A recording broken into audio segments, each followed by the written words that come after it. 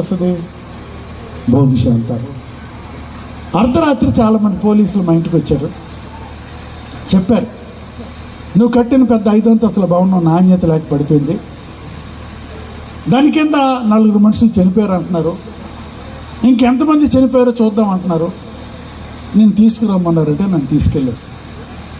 నాకు భయం వేస్తుందండి, చాలా భయం వేస్తుంది. అప్పటి వరకు ప్రయత్నాలు చేసిన పోలీస్ డిపార్ట్మెంట్ వాళ్ళు, ఫైర్ సర్వీస్ వాళ్ళు వచ్చి నా దగ్గర అంటారు, సార్ చాలా సమయం నుంచి ప్రయత్నాలు చేశాం, ఒక్క శవాన్ని కూడా తీయలేకపోయాం, ఆ 4 కూడా చనిపోయారు అనుకుంటాం అన్నారు. నాకు భయం వేసింది. వాళ్ళు అంటారు, సార్ ఇది మనుషుల చేతులతో సాధ్యమయ్యే పని అయితే కాదంటున్నారు.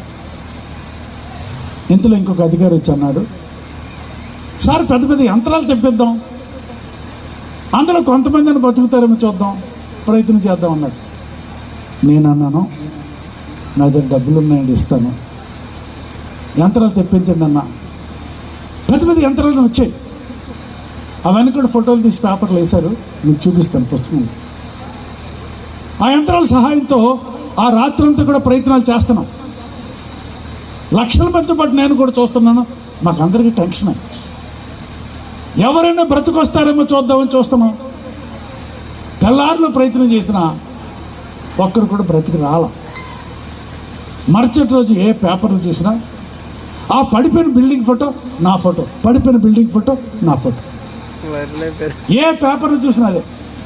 ఆ పేపర్ని స్కాన్ చేసి ఈ సాక్ష్యం పుస్తకం మీద వేసిన ఫోటో ఇదే, ఆ పడిపోయిన 5 అంతస్తుల భవనం. మరుసటి రోజు కూడా ప్రయత్నాలు ప్రారంభించాం.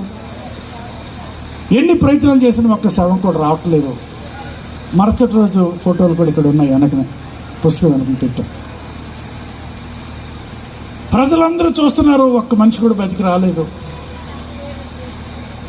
ఇంకా అక్కడున్న అధికారులు అన్నారు, ఎన్ని రోజులు ఇక్కడ మేము ఉంటాం? ఇంచుమించు 2-3 రోజులుగా ఆ కిందన 4 ఆహారం ఉందా? లేదు. నీరుందా? లేదు. గాలుందా?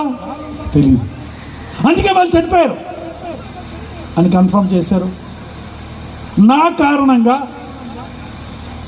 నాసిరకమైన భవనాన్ని కట్టి ఆ 4 ప్రాణాలు కాకుండా ఇంకెంతమంది ప్రాణాలు తీశానని అనేక కాగితాల మీద నా చేత సంతకాలు పెట్టించి నన్ను నేరస్తుని చేసి